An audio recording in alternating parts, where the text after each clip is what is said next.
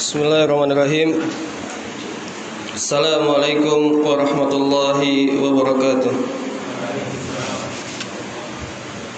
Innal hamdalillah nahmaduhu wa nasta'inuhu wa nastaghfiruh wa na'udzu billahi min shururi anfusina wa min sayyiati a'malina. Man yahdihillahu fala mudilla lahu wa may yudlil fala hadiya lahu. Asyhadu an la ilaha illallah wa asyhadu anna Muhammadan abduhu wa rasuluhu alladzi la nabiyya wa la rasula ba'dah. Ya ayyuhalladzina amanu ittaqullaha haqqa tuqatih wa la tamutunna illa wa antum muslimun. Ya ayyuhan nas ittaqu rabbakumul ladzi khalaqakum min nafsin wahidah wa khalaqa minha zawjaha wa batha minhuma rijalan katsiran wa nisaa'a wattaqullaha alladzi tasaaluna bihi wal arham innallaha kana 'alaikum raqiba.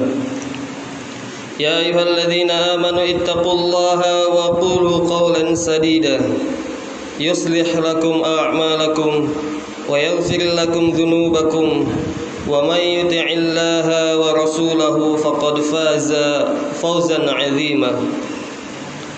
Fa inna asdaqal hadits kitabullah wa khairal hadi hadi Muhammadin sallallahu alaihi wasallam wa syarrul umuri muhdatsatuha wa kullu muhdatsatin bid'ah wa kullu bid'atin dhalalah wa kullu dhalalatin finnar.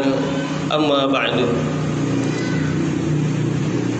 Faya ayuhan nas, ikhwani wa akhwati fid din, kaum muslimin wa muslimat, rahimani Allah wa iyyakum jami'an.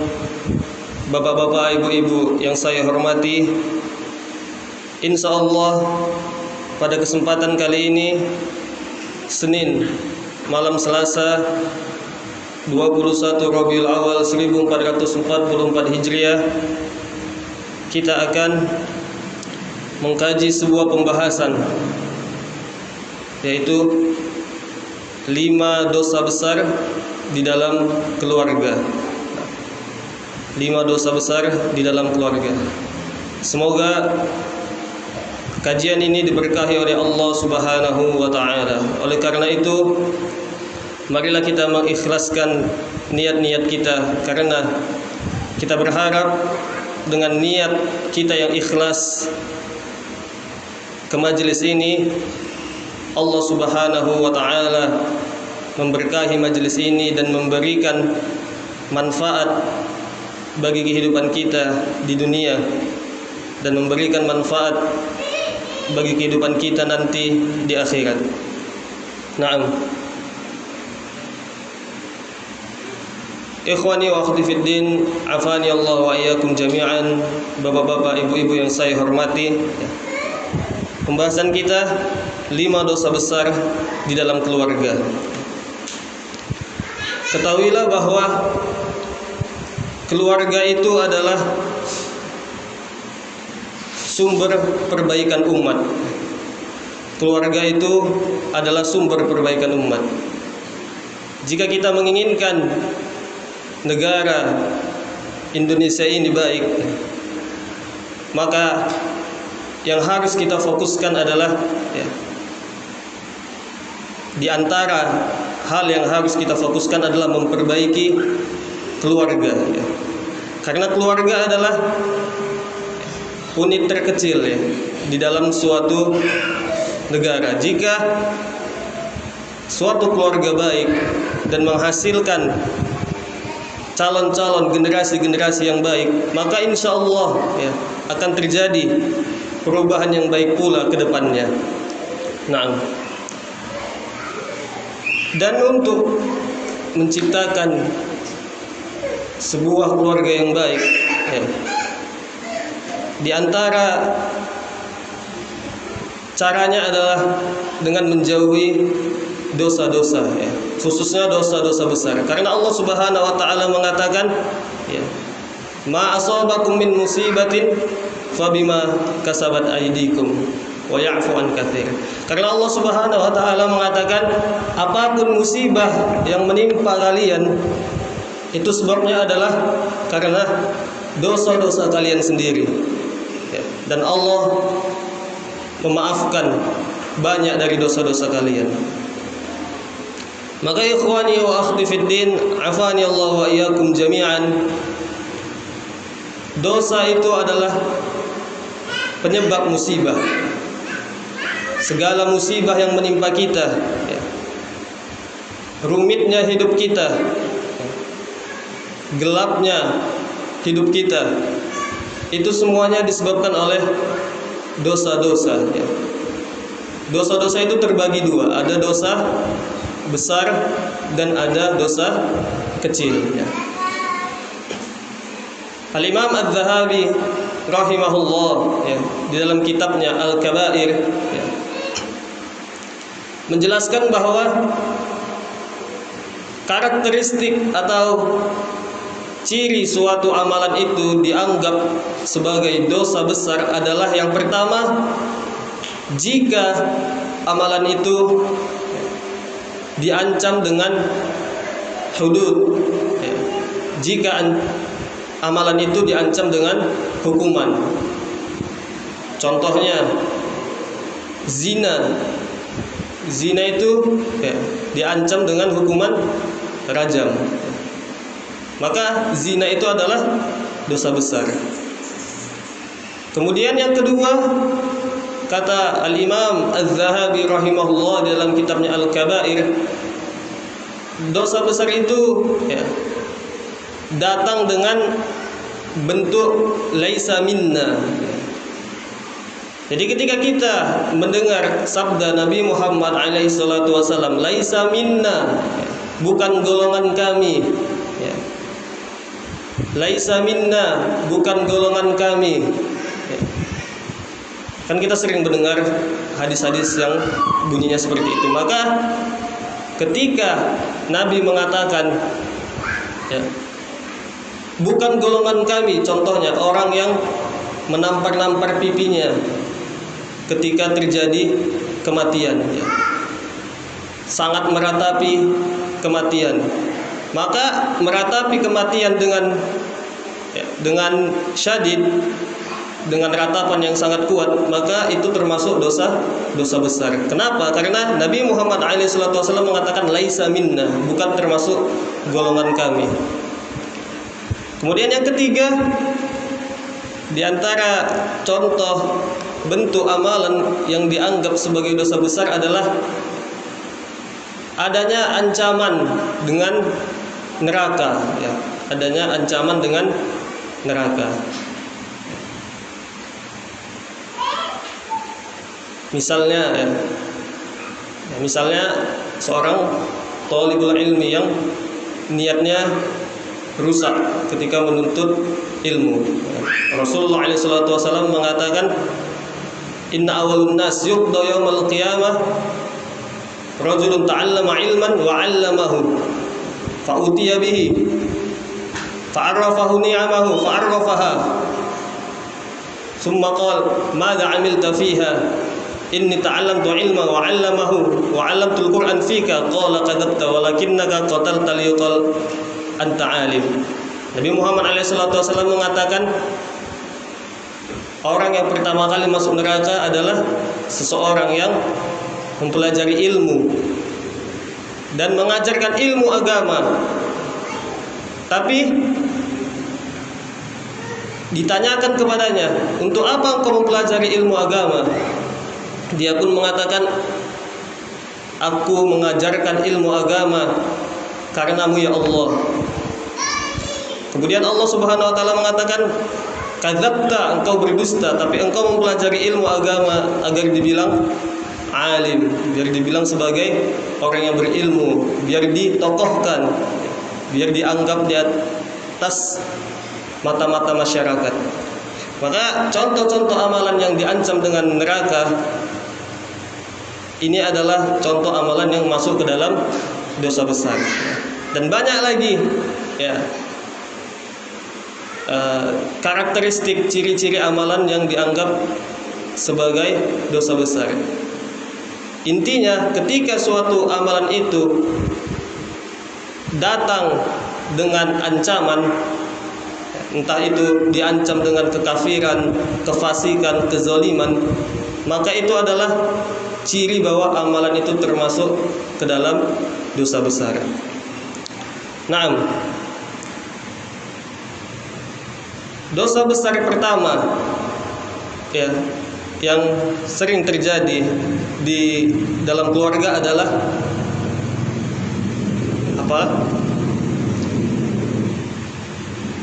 Dosa besar pertama adalah menolak syariat poligami.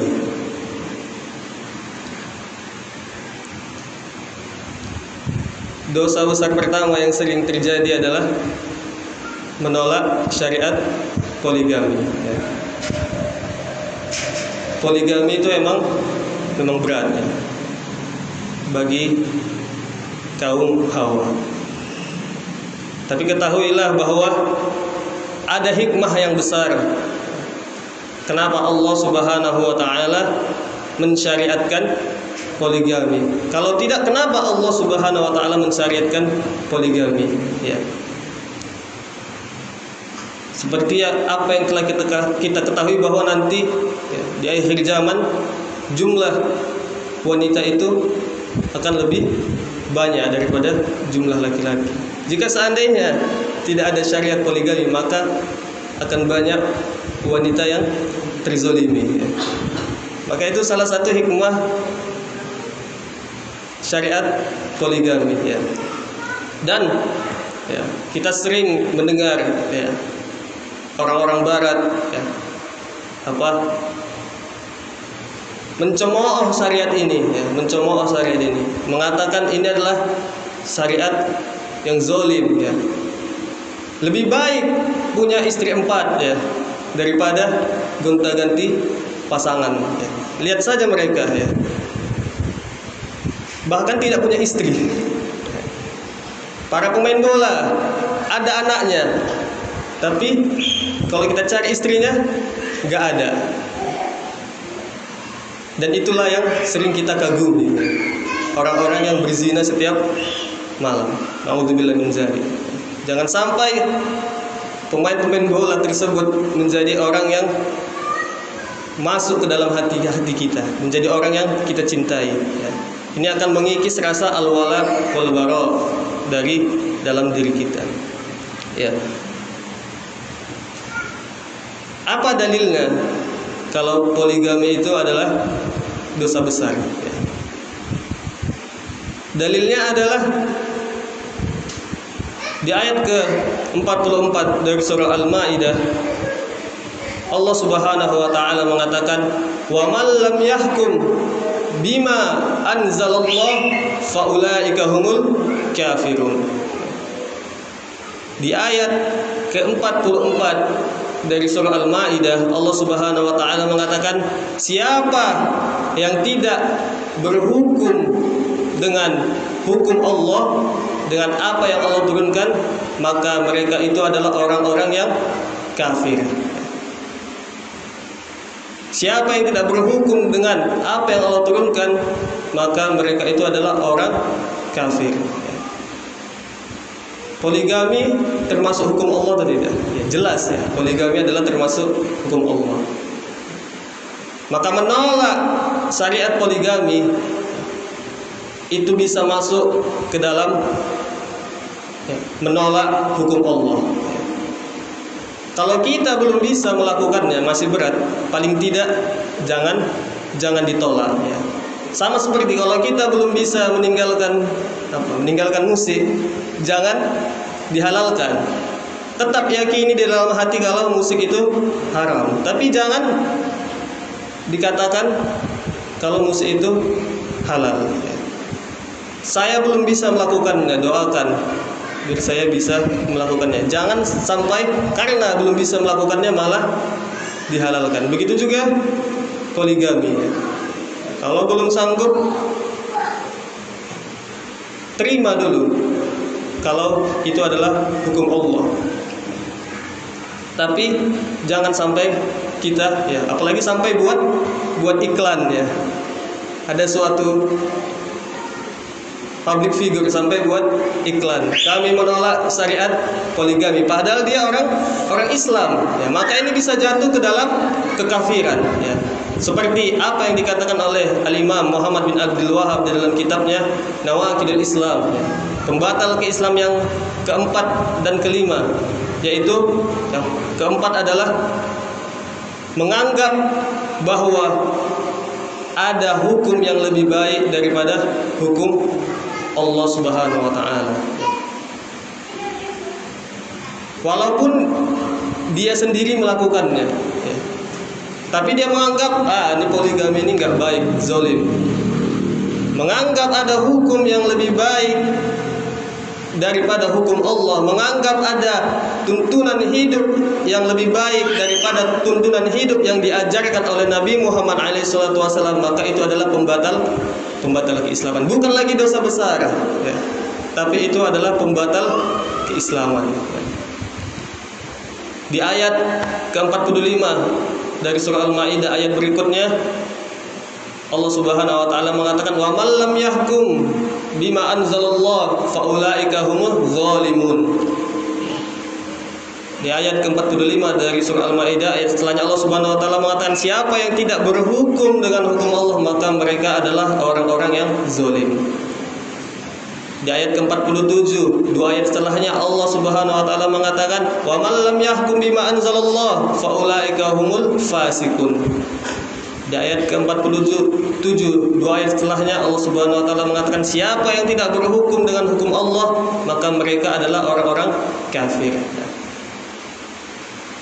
Maka sekali lagi intinya ya, menolak syariat poligami ini intinya bukan hanya sekedar menolak, tapi di balik itu ini menolak hukum yang Allah Subhanahu wa taala turunkan. Bahkan seandainya Nabi Musa hidup ya di zaman ini, Nabi Musa alaihissalam tidak punya pilihan lain selain mengikuti syariat Nabi Muhammad alaihissalam. Al-Imam Ahmad bin Hanbal rahimahullah meriwayatkan Nabi Muhammad alaihissalam mengatakan lau kana Musa hayyan ma wasi'ahu illa ittiba'i. Al-Imam Ahmad bin Hanbal rahimahullah mengatakan bahwa Nabi Muhammad alaihissalam mengatakan seandainya Musa hidup di zamanku maka tidak ada pilihan bagi Musa kecuali mengikuti syariatku. Maka siapa kita? Ya, Nabi bukan ya. Kita hanya penduduk Lubuk Pakam. Ya. Siapa kita? Berani-berani ya, menolak syariat yang diturunkan oleh Allah Subhanahu wa taala. Ya. Sekali lagi, ini yang pertama yaitu dosa besar, yaitu menolak syariat poligami. Dosa besar yang kedua adalah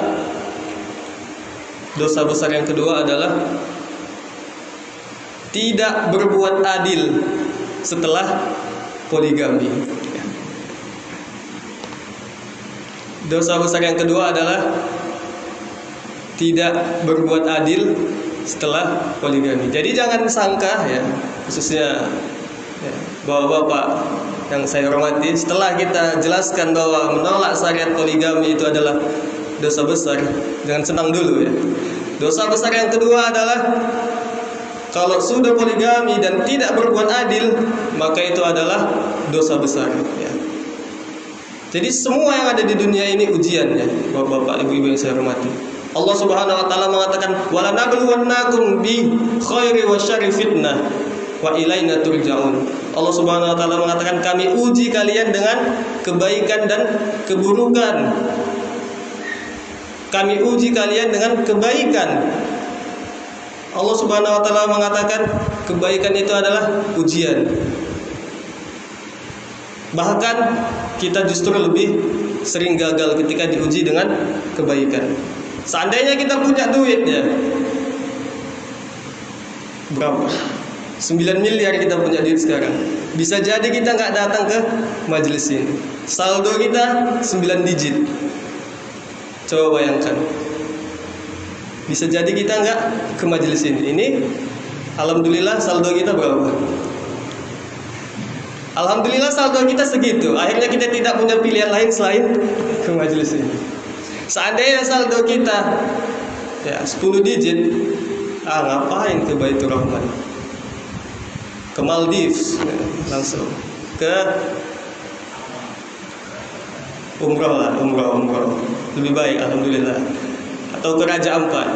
Maka kebaikan dan keburukan yang Allah berikan kepada kita, punya istri 1, punya istri 4, nggak punya istri, itu semua adalah ujian ya. Punya harta, nggak punya harta, itu semua adalah ujian. Punya ilmu, nggak punya ilmu, itu semua adalah ujian ya. Masalahnya bisa nggak kita bertanggung jawab ya, atas segala kenikmatan yang Allah Subhanahu wa taala berikan ya. Apa dalilnya kalau tidak berbuat adil itu adalah dosa besar ya. Pertanyaannya, apa lawan kata adil? Lawan kata adil adalah zolim. Dan zolim itu jelas adalah dosa besar ya. Di ayat ke 18 dari surah Hud, Allah Subhanahu wa taala mengatakan, ala la'natullahi 'alal zalimin. Di ayat ke-18 dari surah Hud, Allah Subhanahu wa taala mengatakan, ketahuilah laknat Allah bagi orang-orang yang zalim ya. Maka kalau kita zalim, istri pertama dikasih jajan berapa? 100.000, Masya Allah, 100.000 sehari. Istri kedua 100 US dollar. Maka ini ya, kezaliman. Allah Subhanahu wa taala mengatakan, ketahuilah laknat Allah bagi orang-orang yang zalim ya. Laknat Allah bagi orang-orang yang zalim. Di ayat ke-42 dari surah Saba, Allah Subhanahu wa taala mengatakan, wa naqulu lidh-dhalimina dzuqu 'adzaban nar. Di ayat ke-42 dari surah Saba, Allah Subhanahu wa taala mengatakan, dan kami katakan bagi orang-orang yang zalim, rasakanlah azab neraka. Maka seperti apa yang telah kita jelaskan tadi ya. Di ayat ini Allah Subhanahu wa taala mengancam orang-orang yang zalim dengan an-nar, dengan neraka ya. Segala amalan yang diancam dengan neraka, dengan hudud, dengan kisah, semuanya itu masuk ke dalam dosa besar ya. Maka berbuat zalim ya, tidak berbuat adil ya, di antara istri pertama, istri kedua, istri ketiga, istri keempat, maka itu adalah dosa besar. Nah, bahkan Al-Imam ya, Abu Daud Sulaiman bin Al-Ash'as As-Sijistani rahimahullah meriwayatkan bahwa Nabi Muhammad SAW mengatakan, man kana lahu imra'atani famala ila ihdahuma jaa yaumal qiyamah wa shiqquhu ma'il. Al-Imam Abu Daud Sulaiman bin Al-Ash'as As-Sijistani rahimahullah meriwayatkan bahwa Nabi Muhammad SAW mengatakan, siapa yang punya 2 istri dan dia lebih condong kepada salah satu dari keduanya, maka dia akan datang di hari kiamat dengan tubuhnya yang miring. Siapa yang punya 2 istri dan dia condong tidak berbuat adil, hanya lebih suka kepada istri tua atau muda, kepada istri mudanya, maka dia datang kepada Allah, datang di hari kiamat dan kondisi tubuhnya miring. Maka jangan senang dulu ya ketika kita katakan di awal bahwa penolak syariat poligami itu adalah dosa besar. Tidak berbuat adil ketika kita poligami itu juga adalah dosa besar ya. Al-Imam Muslim bin Hajjaj An-Naisaburi rahimahullah meriwayatkan bahwa Nabi Muhammad SAW mengatakan, qala Allah tabaraka wa ta'ala ya ibadi inni haramtu zulma ala nafsi wa ja'altu bainakum muharraman fala tadzalamu. Al-Imam Muslim bin Hajjaj An-Naisaburi rahimahullah meriwayatkan bahwa Nabi Muhammad SAW mengatakan, hadis qudsi, Allah Subhanahu wa taala mengatakan, wahai hamba-hambaku, sesungguhnya aku mengharamkan kezaliman dari diriku dan aku mengharamkan kezaliman di antara kalian, maka janganlah kalian saling menzalimi ya. Ayat ini ya, hadis qudsi ini ya, mungkin zahirnya ditujukan ya, bagi sesama kita ya, sesama pria ya. Jangan saling menzalimi.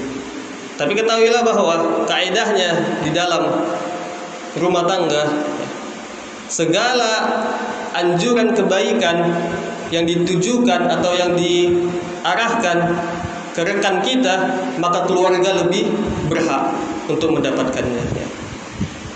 Kita disuruh untuk saling berbuat kebaikan di antara kita, di antara sesama rekan.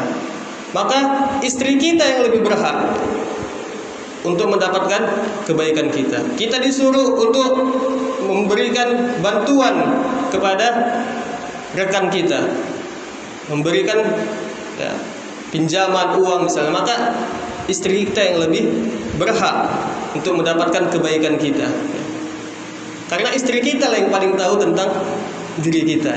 Kalau kita ingin melihat seseorang itu baik akhlaknya atau buruk akhlaknya, maka jangan tanya kepada temannya,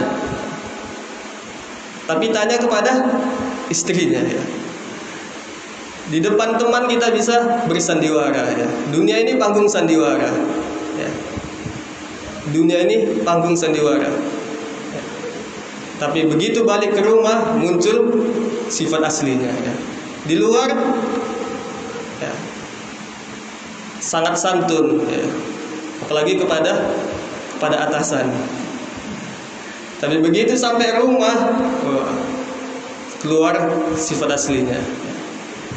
Maka kata Nabi Muhammad SAW, khairukum li ahli wa ana khairukum li ahli. Kata Nabi Muhammad SAW, sebaik-baik kalian adalah yang paling baik bagi keluarganya, dan aku adalah orang yang paling baik bagi keluargaku. Maka kembali, kaidahnya adalah kebaikan ya, yang ditujukan bagi orang-orang di luar rumah, di luar keluarga, maka keluarga itu lebih berhak untuk mendapatkannya. Berdakwah ya, kita berdakwah kepada teman-teman kita, maka ketahuilah bahwa sesungguhnya yang paling berhak mendapatkan dakwah kita adalah keluarga kita sendiri ya. Surah At-Tahrim Allah Subhanahu wa taala mengatakan, ya ayyuhalladzina amanu qu anfusakum wa ahlikum nara wa quduhan nasu wal hijarah. Di surah At-Tahrim Allah Subhanahu wa taala mengatakan, wahai orang-orang yang beriman, jagalah diri-diri kalian dan keluarga-keluarga kalian dari api neraka. Wa quduhan nasu wal hijarah. Yang mana bahan bakar api neraka itu adalah manusia dan batu ya. Allah Subhanahu wa taala mengatakan di dalam surah Asy-Syu'ara, wa anzir ashirataka aqrabin. Dan ayat ini turun setelah Nabi Muhammad diangkat menjadi Rasul. Allah Subhanahu wa taala mengatakan, dan peringatkan keluargamu yang terdekat. Dan kalau kita lihat sirah Nabi Muhammad SAW, maka orang yang pertama kali didakwahi oleh Nabi Muhammad SAW adalah keluarga-keluarganya ya. Keluarga-keluarganya, orang-orang Quraisy. Sekali lagi, kebaikan ya, yang paling berhak mendapatkan kebaikan kita adalah keluarga kita sendiri. Nah, ini yang kedua. Yang pertama tadi dosa besar.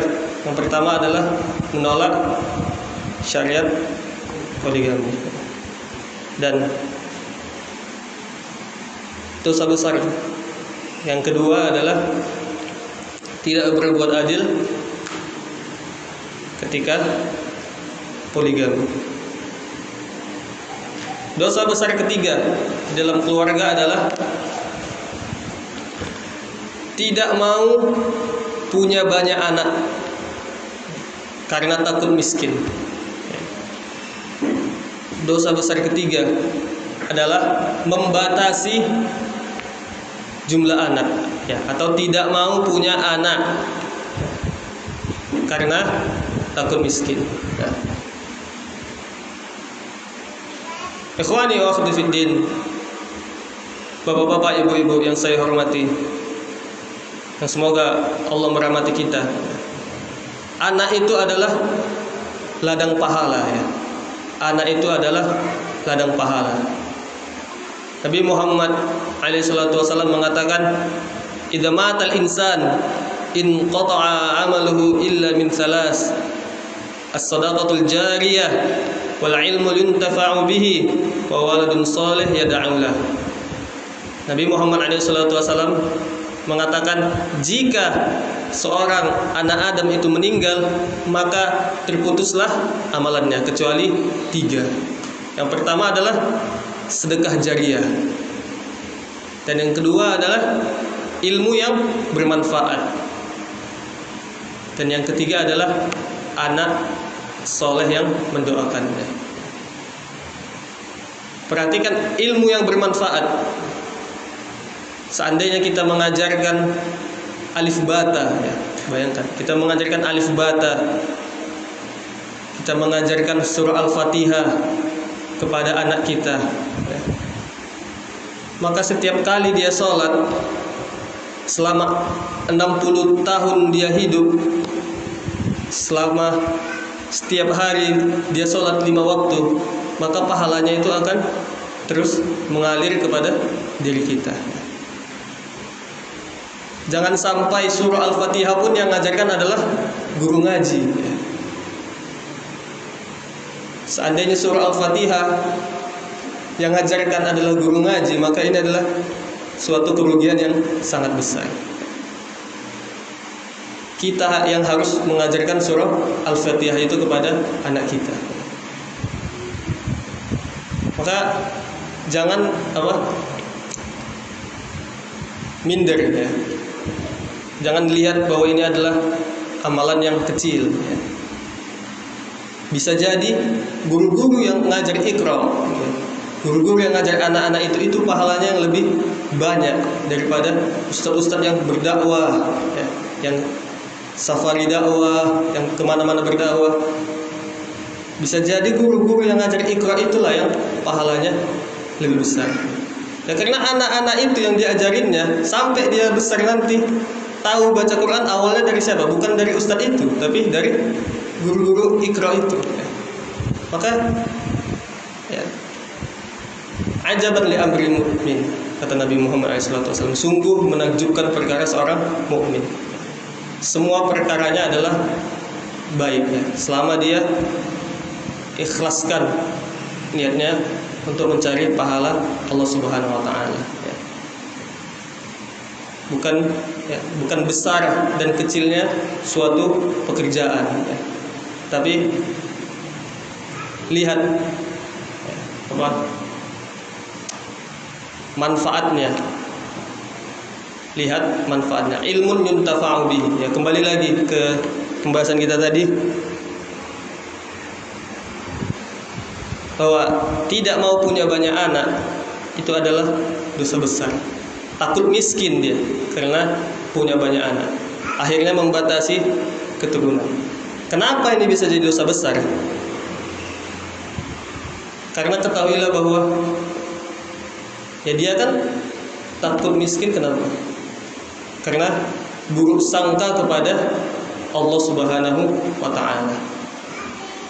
suudzon kepada Allah Subhanahu wa taala dan berputus asa dari rahmat Allah Subhanahu wa taala. Dan suudzon kepada Allah, berputus asa dari rahmat Allah Subhanahu wa taala itu adalah dosa besar. Suudzon kepada Allah, berburuk sangka kepada Allah dan putus asa dari rahmat Allah itu adalah dosa besar. Bagaimana mungkin kita bisa takut ya? Padahal Nabi Muhammad SAW mengatakan fayu'maru alaihi bi arba'i kalimat bikatbi rizqihi wa ajalihi wa amalihi saqiyun aw sa'idun. Padahal Nabi Muhammad SAW mengatakan ketika kita masih 4 bulan di dalam janin ibu kita, diutuslah malaikat untuk menuliskan rizkinya, ajalnya, amalnya, apakah dia menjadi orang yang bahagia atau orang yang sengsara. Bagaimana mungkin kita bisa suudzon ya? Padahal Nabi Muhammad SAW mengatakan tidak akan meninggal seorang anak Adam sampai sempurna rizkinya. Ada orang yang udah sakit diabetes bertahun-tahun tapi tidak meninggal. Ada orang yang sehat-sehat aja ya, hanya karena masuk angin tiba-tiba besok meninggal. Maka berburuk sangka kepada Allah, takut bahwa ya ini anak nanti makan apa, nanti kalau punya banyak anak jatuh miskin. Berburuk sangka kepada Allah ini adalah dosa besar.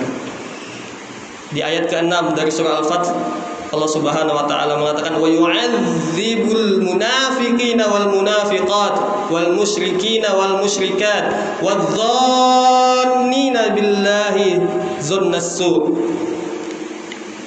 Di ayat ke-6 dari surah Al-Fath, Allah Subhanahu wa taala mengatakan dan Allah mengazab orang-orang munafik yang laki-laki dan munafik perempuan, orang-orang musyrik yang laki-laki dan orang-orang musyrik perempuan, dan Allah mengazab wadh-dhannina billahi dzannas su', dan Allah mengazab orang-orang yang berburuk sangka kepada Allah dengan persangkaan yang buruk. Wadh-dhannina billahi dzannas su', dan Allah mengazab orang-orang yang berburuk sangka kepada Allah dengan persangkaan yang buruk. Maka sekali lagi amalan ini diancam dengan azab oleh Allah Subhanahu wa taala. Maka ini menunjukkan bahwa buruk sangka kepada Allah itu adalah dosa besar. Begitu juga di ayat berikutnya, ayat ke-12 dari surah Al-Fath, Allah Subhanahu wa taala mengatakan wa dhanantum dzannas su' wa kuntum qauman bura. Di ayat ke-12 dari surah Al-Fath, Allah Subhanahu wa taala mengatakan kalian berburuk sangka kepada Allah dan kalian adalah orang-orang yang binasa. Kalian adalah orang-orang yang binasa. Kenapa? Karena kalian berburuk sangka kepada Allah. Maka ikhwani waktu fiddin, bapak-bapak, ibu-ibu yang saya hormati, buruk sangka kepada Allah itu adalah termasuk dosa besar ya.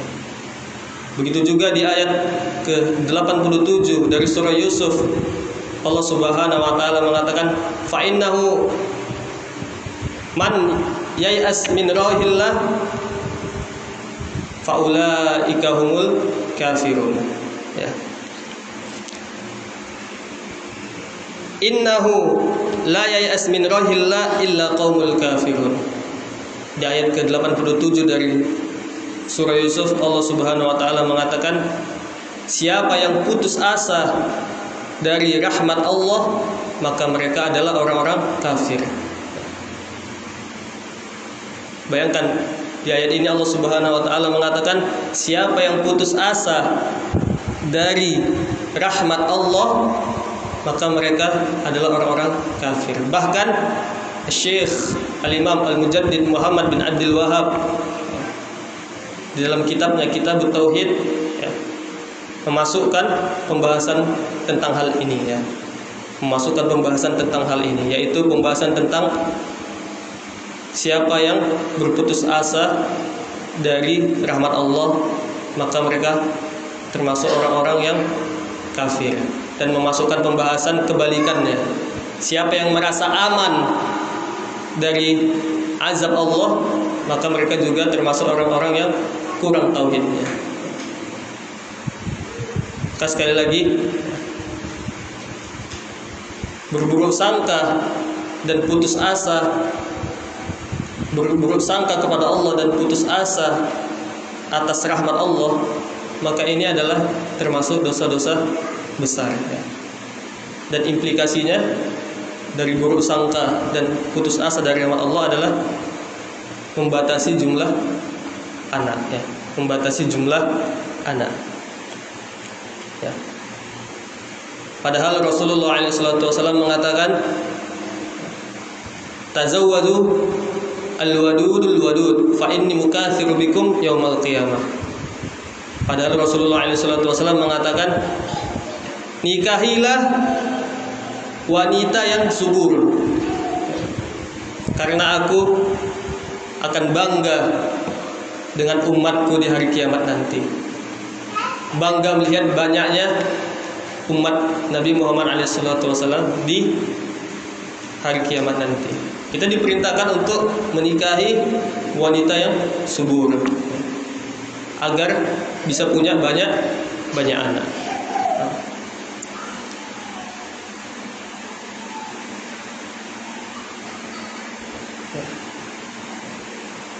Dosa besar yang keempat, ya.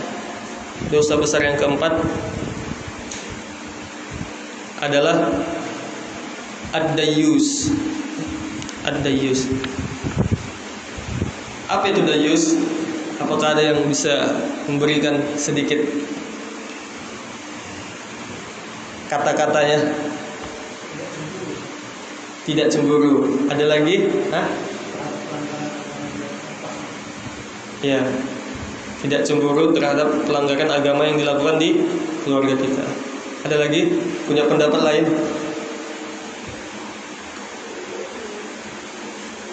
Ya, dayus itu adalah tidak punya rasa cemburu, ya, terhadap kemungkaran yang terjadi di dalam keluarga kita, ya. Tidak cemburu melihat istri kita ngobrol dengan laki-laki lain, ya. Tidak ada rasa cemburu melihat istri kita chattingan dengan laki-laki lain. Tidak ada rasa cemburu melihat istri kita memakai pakaian yang indah, ya, ke kondangan. Tidak ada rasa cemburu, ya, melihat anak kita yang perempuan dibawa oleh laki-laki lain pacaran. Tidak ada rasa cemburu terjadi pesta ulang tahun di dalam rumah kita. Tidak ada rasa cemburu bapaknya ngelihat presenter cantik di TV, ya. Tidak ada rasa cemburu, ya.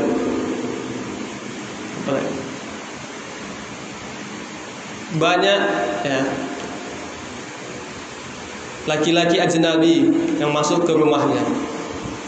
Maka perbuatan ini, dayus ini adalah termasuk ke dalam dosa besar, ya. Al-Imam An-Nasa'i meriwayatkan bahwa Nabi Muhammad SAW mengatakan, la yanzurullah thalatha al-'aq liwalidayhi wal mar'atu al-mutarajjilah wad dayyus. Al-Imam An-Nasa'i rahimahullah meriwayatkan bahwa Nabi Muhammad SAW mengatakan, 3 golongan yang tidak akan Allah lihat di hari kiamat. Ada enggak yang tidak bisa dilihat oleh Allah? Jadi kenapa di sini Nabi Muhammad SAW mengatakan 3 golongan yang tidak dilihat oleh Allah? Padahal kita tahu bahwa Allah Maha melihat. Ada yang bisa kasih jawaban? Apa ininya? maksudnya? Hah? Tidak mau melihatnya. Jadi ada yang tidak bisa dilihat oleh Allah.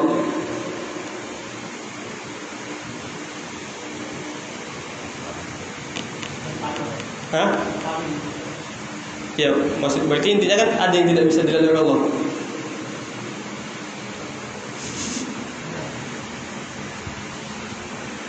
Maksudnya kata para ulama adalah Allah tidak melihat dia dengan penglihatan yang kasih sayang. Allah tidak melihatnya dengan penglihatan kasih sayang. Nah, kayak kita lah melihat ya seorang yang nggak bayar utang ke kita, ya kan? Maka kita melihatnya dengan penglihatan yang tidak bersahabat. 3 golongan yang tidak Allah lihat dengan penglihatan kasih sayang nanti di hari kiamat. Allah ancam dengan sebuah ancaman. Yang pertama adalah aqli walidayhi, durhaka kepada orang tua. Dan yang kedua adalah perempuan yang menyerupai laki-laki. Dan yang ketiga adalah ad-dayyus. Ya. Yang ketiga adalah suami yang tidak punya rasa cemburu kepada istrinya. Suami yang membiarkan istrinya disalamin oleh laki-laki lain. Tidak ada pengingkaran. Suami yang mengizinkan istrinya untuk mengangkat suaranya, melembah lembutkan suaranya di antara para lelaki.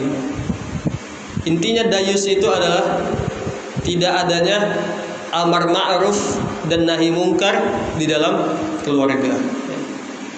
Dayus itu adalah tidak adanya amar ma'ruf dan nahi mungkar di dalam keluarga. Dan tidak ada amar ma'ruf dan nahi mungkar, tidak melakukan amar ma'ruf dan nahi mungkar, maka itu adalah dosa besar. Tidak melakukan amar ma'ruf dan nahi mungkar, maka itu adalah dosa besar. Ya. Kita diperintahkan oleh Nabi Muhammad SAW untuk melakukan amar ma'ruf dan nahi mungkar. Nabi Muhammad SAW mengatakan, "Man ra'a minkum munkaran falyughayyirhu biyadihi, fa illam yastati' fa bilisanihi, fa illam yastati' fa biqalbihi wa dzalika ad'aful iman." Nabi Muhammad SAW memerintahkan kepada kita, siapa yang melihat kemungkaran, maka ubahlah dengan tangannya. Jika tidak bisa, ubahlah dengan lisannya. Jika tidak bisa, ubahlah dengan hatinya. Ingkari dengan hatinya. Dan kita menjadi umat yang terbaik karena kita melakukan amar ma'ruf dan nahi mungkar. Surah Ali Imran, Allah Subhanahu wa taala mengatakan, "Kuntum khaira ummatin ukhrijat lin-nasi ta'muruna bil ma'rufi wa tanhauna 'anil munkar." Di surah Ali Imran Allah Subhanahu wa taala mengatakan, kalian menjadi umat yang terbaik karena kalian melakukan amar ma'ruf dan nahi mungkar. Maka mafhum mukhalafahnya, pemahaman terbaliknya, seandainya kita tidak melakukan amar ma'ruf dan nahi mungkar, maka kita menjadi umat yang terburuk. Seandainya kita tidak melakukan amar ma'ruf dan nahi mungkar, maka kita adalah seburuk-buruk umat. Ya. Di ayat ke-78 sampai 79 dari surah Al-Maidah, Allah Subhanahu wa taala mengatakan, "Lu'inal ladzina kafaru min bani Israil 'ala lisani Daud wa Isa bin Maryam, dzalika bima 'asaw wa kanu ya'tadun, kanu la yatanahawna 'anil munkar fa'aluhu fabi'sa ma kanu yaf'alun, labi'sa ma kanu ya'malun." Di ayat ke-78 sampai 79 dari surah Al-Maidah, Allah Subhanahu wa taala mengatakan, telah dilaknat orang-orang kafir dari Bani Israel dengan lisannya Nabi Daud dan Nabi Isa, karena mereka melakukan maksiat dan mereka melampaui batas, dan karena mereka la yatanahawna 'anil munkar, dan karena mereka tidak melakukan amar ma'ruf dan nahi munkar. Maka orang-orang kafir dari Bani Israel menjadi orang-orang yang terlaknat. Sebabnya apa? Kanu la yatanahawna 'anil munkar. Orang-orang kafir dari Bani Israel menjadi orang-orang yang terlaknat karena mereka tidak melakukan amar ma'ruf dan nahi munkar. Maka ikhwani wa akhwati fid din, bapak-bapak, ibu-ibu rahimani Allah wa iyyakum jami'an, tidak melakukan amar ma'ruf dan nahi munkar, ya, itu adalah dosa besar, ya. Walaupun ada perinciannya, ya, di mana jika satu kelompok telah melakukan amar ma'ruf dan nahi munkar, maka itu telah mencukupi, ya.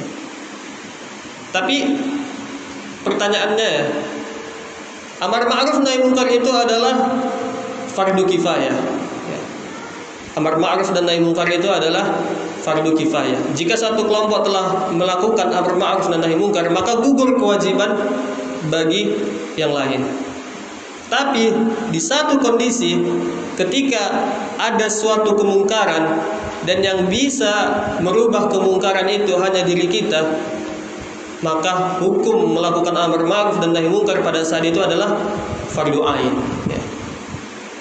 Dan siapa lagi yang bisa merubah kemungkaran selain kita selaku kaum lelaki, selaku suami? Apakah kita tunggu suami tetangga yang melakukan amar ma'ruf dan nahi munkar kepada keluarga kita? Kan tidak. Maka kewajiban kita sebagai pemimpin keluarga adalah melakukan amar ma'ruf dan nahi munkar di dalam keluarga kita. Tidak boleh dayus, tidak boleh membiarkan kemungkaran di dalam keluarga kita. Karena Nabi Muhammad SAW mengatakan, kullukum ra'in wa kullukum mas'ulun an ra'iyatihi. Karena Nabi Muhammad SAW mengatakan, setiap kalian adalah pemimpin, dan setiap pemimpin akan dimintai pertanggungjawaban atas orang-orang yang dipimpinnya. Ar-rajul ra'in ala ahlil baiti. Seorang laki-laki adalah pemimpin bagi anggota keluarganya, dan seorang perempuan akan ditanyai tentang harta suaminya. Kullukum ra'in, setiap kalian adalah pemimpin. Maka sekali lagi, ikhwani wa akhwati fiddin, bapak, ibu-ibu yang saya hormati, di antara dosa besar di dalam keluarga adalah dayus, yaitu membiarkan kemungkaran terjadi di keluarga kita, ya.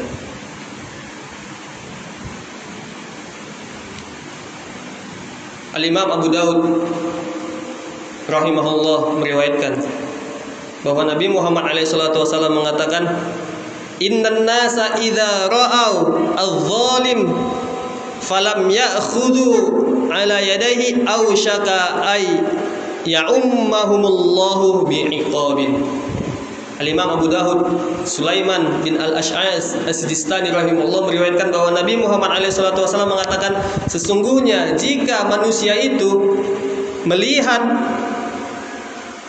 kezaliman dan mereka tidak menghentikannya, maka Allah Subhanahu wa taala akan menurunkan hukumannya.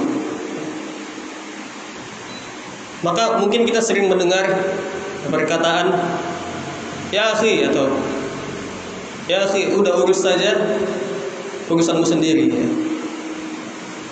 Lakum dinukum waliyadin, agamamu agamamu, agamaku agamaku. Gak usah sok membenar-benarkan diriku. Masalahnya bukan kita ingin sok membenarkan dia, ya.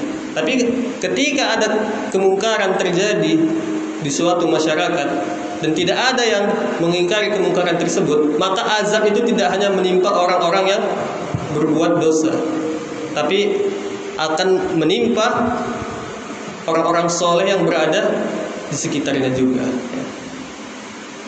Maka itu salah satu kerugian, ya, jika ada kemungkaran di suatu daerah, ya. Kalaulah seandainya azab Allah itu bisa pilih-pilih, hanya turun kepada dirinya yang melakukan kezaliman, maka la ba'sa, tidak mengapa. Tapi apa kata Allah? Innan nasa law ra'a zalim falam ya'khudhu bi yadihi aw saka amma alaihimul iqab. Sesungguhnya manusia jika melihat kemungkaran dan tidak ada yang menghentikannya, maka Allah akan akan meratakan hukumannya bagi semuanya. Padahal yang buat salah hanya dia aja, tapi yang lain pun kena.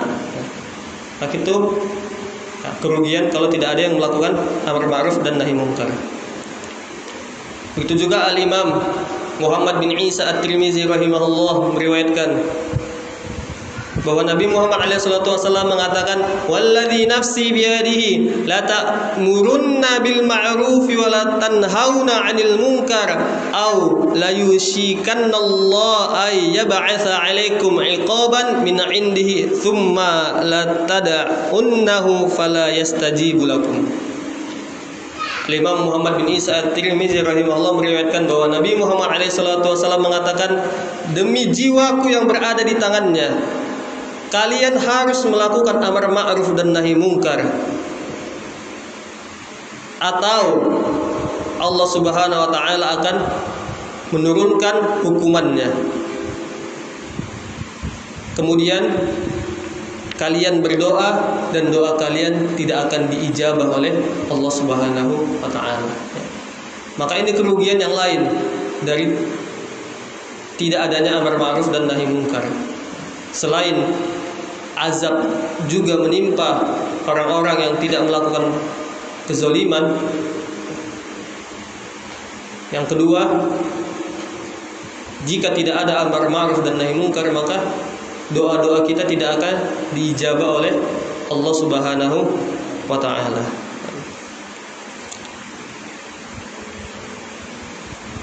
Ini dosa besar yang keempat, yaitu dayus, membiarkan kezaliman di dalam keluarga kita.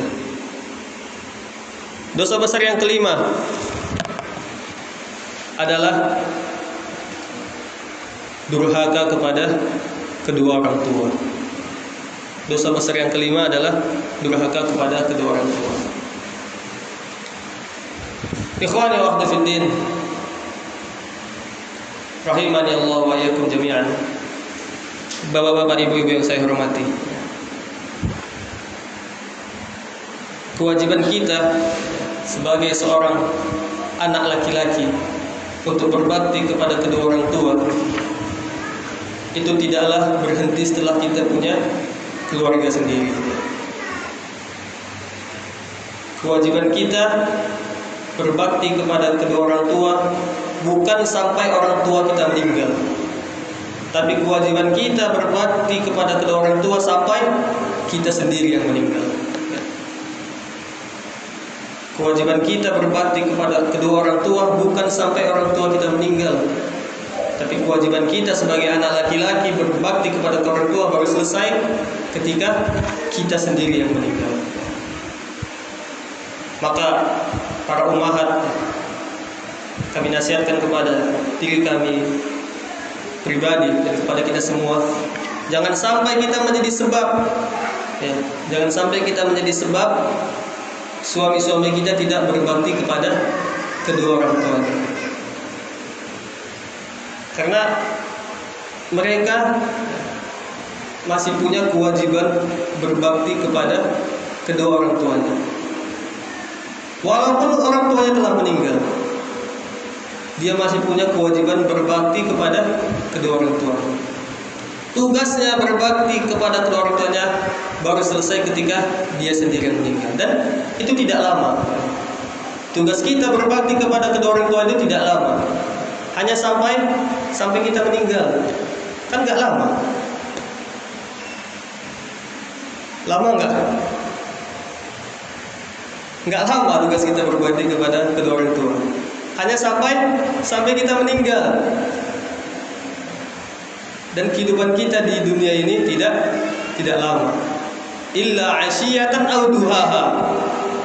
Kata Allah Subhanahu wa taala, kehidupan kita di dunia ini hanya seperti waktu sore dan waktu duha. Kan enggak lama, hanya sampai kita meninggal. Dan para ummahat di belakang juga, kewajiban para ummahat berbakti kepada suami kan tidak lama juga. Hanya sampai nanti ajal menjemput. Setelah itu selesai.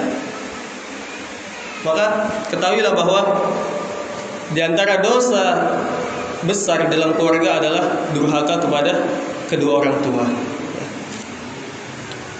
Al-Imam Az-Zahabi dalam kitabnya Al-Kabair sangat banyak membawakan nas-nas tentang besarnya dosa durhaka kepada kedua orang tua. Mungkin cukuplah satu ayat di surah An-Nisa, bagaimana Allah Subhanahu wa taala mengatakan wa qala rabbuka alla ta'budu illa iyyahu wa bil walidaini ihsana. Satu ayat di surah An-Nisa Allah Subhanahu wa taala mengatakan, dan Allah telah mewajibkan kepada kalian untuk beribadah kepada Allah. Allah Subhanahu wa taala telah mewajibkan tauhid, ya, amalan yang paling besar. Peringkat nomor 1 tauhid. Kemudian apa amalan yang kedua di bawah tauhid? Wabil walidaini ihsana. Apa amalan kedua di bawah tauhid? Berbuat ihsan kepada kedua orang tua. Allah menyandingkan antara tauhid dengan berbuat baik kepada kedua orang tua. Dan kita sering mendapati, ya, bahkan yang sudah ngaji, ketika diuji, ketika dilihat, oke lah, sholatnya mantap, ngaji sering, sholat tahajud nggak pernah tinggal. Tapi ternyata ketika kita main ke rumahnya, ya, adabnya kepada orang tua sangat kurang. Bukan 1-2 contoh yang kita dapat. Padahal tugas dia yang kedua setelah bertauhid adalah berbuat baik kepada kedua orang tua. Surga dia berada di bawah kaki ibunya. Surga dia berada di bawah kaki ibunya. Sekali lagi kami nasihatkan kepada diri kami pribadi dan kepada kita semua. Setelah kita berkeluarga, pada para ummahat harusnya menjadi orang yang memotivasi para suami-suaminya untuk tetap berbakti kepada kedua orang tua. Ini yang bisa disampaikan. Wal ilmu indallah. Lebih dan kurang mohon maaf. Kita ringkaskan. Yang pertama, ya, dosa besar. Di antara dosa besar sebenarnya bukan hanya 5 ini dosa besar yang sering terjadi di dalam keluarga. Tapi kita pilih yang 5 ini karena mungkin kalau dosa-dosa yang lain kita sudah mengetahui, ya. Contohnya kayak tidak boleh menyetubuhi istri dari dulu, kemudian tidak boleh menyetubuhi istri ketika haid, kemudian harus berbuat baik kepada istri.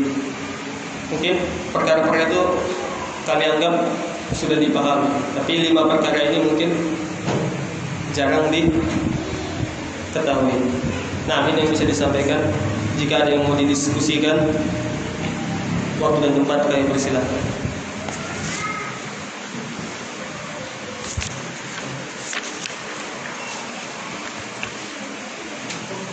Ya.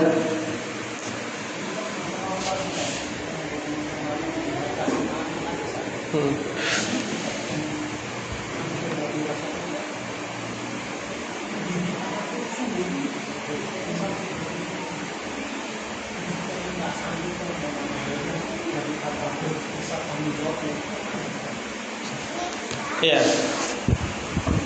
Pertanyaan yang pertama adalah, jadi gimana kalau seandainya kita stop punya anak, ya, karena takut tidak bisa mendidik anak. Makanya tadi kita coba diperhatikan poin poin yang ketiga ya. Kita sempurnakan membatasi anak karena takut miskin, maksudnya takut tidak bisa menafkahi anak itu. Jadi poinnya di sini adalah dia nggak mau punya anak karena ada perasaan tidak bisa menafkahi anak ini. Adapun dia tidak mau punya anak, misalnya karena alasan kesehatan, tidak mau punya anak karena masalah mengatur jarak kehamilan, tidak mau punya anak karena alasan-alasan yang selain ini, maka insya Allah tidak mengapa. Tapi yang di highlight bottom line yang digaris bawahi di sini adalah dia nggak mau punya anak karena ada iktikad di dalam hatinya. Ini anak nggak bisa dinafkahi. Itu yang diharapkan. Dia nggak yakin anak ini nanti bisa makan apa. Itu yang diharapkan. Allah Ta'ala alam bisawab. Adapun kalau ini udah umur 40, nanti kalau hamil lagi udah sesar 3 kali. Kalau hamil lagi nanti bisa lebih memudaratkan, maka ini tidak mengapa, insya Allah. Yang perlu diperhatikan itu adalah dia punya keyakinan, nggak yakin dengan janji Allah kalau anak itu ada rezekinya, suuzon dengan janji Allah. Allah Ta'ala bisawab.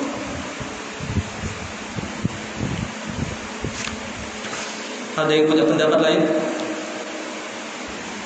Ada yang mau menyanggah?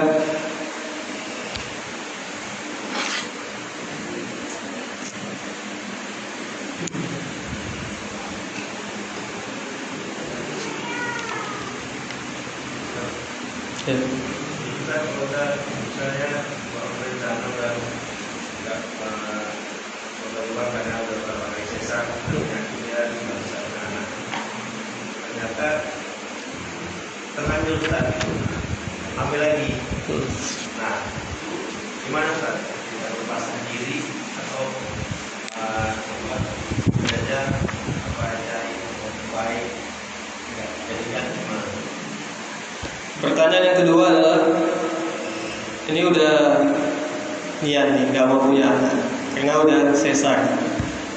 Tapi rupanya kejeblosan ya, karena jadi manjur, jadi buahnya. Maka sikap kita adalah ya sudah, kita terima takdir yang telah ditetapkan oleh Allah Subhanahu wa Ta'ala. Karena itu adalah rizki dari Allah Subhanahu wa Ta'ala. Anak itu rizki kan? Rizki, anak itu adalah rizki. Maka bukan malah kita gugurkan ya. Bukan malah kita gugurkan, tapi ya kita terima, kita jalani, kita yakin bahwa di anak sudah ditetapkan rizkinya. Bahkan kami teringat ya pernyataan Syekh Muhammad bin Shalih Al-Utsaimin. Misalnya ibu hamil, kemudian ternyata ketika melahirkan dokter memvonis ini harus satu yang hidup, kalau nggak ibunya anaknya. Maka apakah boleh kita menyelamatkan salah satu? Kita bunuh, kita gugurkan anaknya untuk menyelamatkan ibunya, atau ibunya kita matikan, maksudnya ibunya dan menyelamatkan anaknya. Coba mana yang kita lakukan? Mungkin kalau dulu kita anaknya aja yang didikan ya, anaknya aja yang dipaparkan, karena nanti bisa buat anak lagi. Tapi kata Syekh Muhammad bin Shalih Al-Utsaimin, mana dalilnya boleh membunuh jiwa untuk menyelamatkan jiwa? Mana dalilnya boleh membunuh si anak untuk menyelamatkan si ibu? Ini kan membunuh si anak artinya membunuh jiwa untuk menyelamatkan jiwa yang lain. Mana dalilnya? Bahkan kalau kita, ya, misalnya kita diancam, kau bunuh Bang J, suruh ngancam membunuh Pak Rijal. Kau bunuh Pak Rijal, kalau kau yang membunuh. Apakah boleh Bang J membunuh Pak Rijal biar dia selamat? Boleh nggak? Aku bunuh aja lagi biar dia selamat. Maka ini adalah perbuatan yang tidak boleh. Kalau kita diancam, kau membunuh, kalau kau tidak membunuh dia, maka nggak boleh kita membunuh orang itu. Nggak boleh kita membunuh orang itu agar kita selamat. Apa lebihnya kita dari dia? Apa lebihnya kita dari dia? Sehingga nyawa kita lebih berhak untuk diselamatkan. Maka begitu juga kata Syekh Muhammad bin Shalih Al-Utsaimin, ketika kita harus memilih dua kondisi antara si ibu dan si anak, maka nggak bisa kita adalah si anak aja yang diwafatkan. Kata Syekh Muhammad bin Shalih Al-Utsaimin, udah jalankan aja kayak biasa. Siapa yang meninggal, maka itu adalah keputusan Allah Subhanahu wa taala. Kalau Allah yang meninggal, yang membuat si ibu meninggal, maka kita aman. Karena yang punya nyawa adalah Allah Subhanahu wa taala. Kalaupun seandainya dua-dua yang meninggal, maka itu adalah keputusan Allah Subhanahu wa taala. Tapi kalau seandainya kita membunuh satu, maka kita akan ditanya, kenapa engkau membunuh anak ini? Apa dalilmu yang membuatmu mensahkan menyelamatkan satu jiwa untuk membunuh satu jiwa untuk menyelamatkan jiwa yang lain? Kan tidak ada. Karena kalau kembali ke pertanyaan tadi, ya kalau udah alhamdulillah dapat, ya udah jalankan saja. Itu adalah rezeki dari Allah. Itu adalah ladang pahala kita berikutnya. Nah, Allah Ta'ala alam bisawab. Ya mungkin ini yang bisa disampaikan. Kemudian kurangnya mohon maaf atas segala kekurangan. Allahumma shalli wa sallim ala nabiyyina Muhammadin wa ala alihi wa ashabihi wa man tabi'ahum bi ihsan ila yaumiddin. Aqulu qouli hadza astaghfirullah li wa lakum wa akhiru da'wana alhamdulillahi rabbil alamin. Kita tutup dengan doa kafaratul majlis. Subhanakallahumma bihamdika asyhadu an la ilaha illa anta astaghfiruka wa atubu ilaik. Assalamualaikum warahmatullahi wabarakatuh.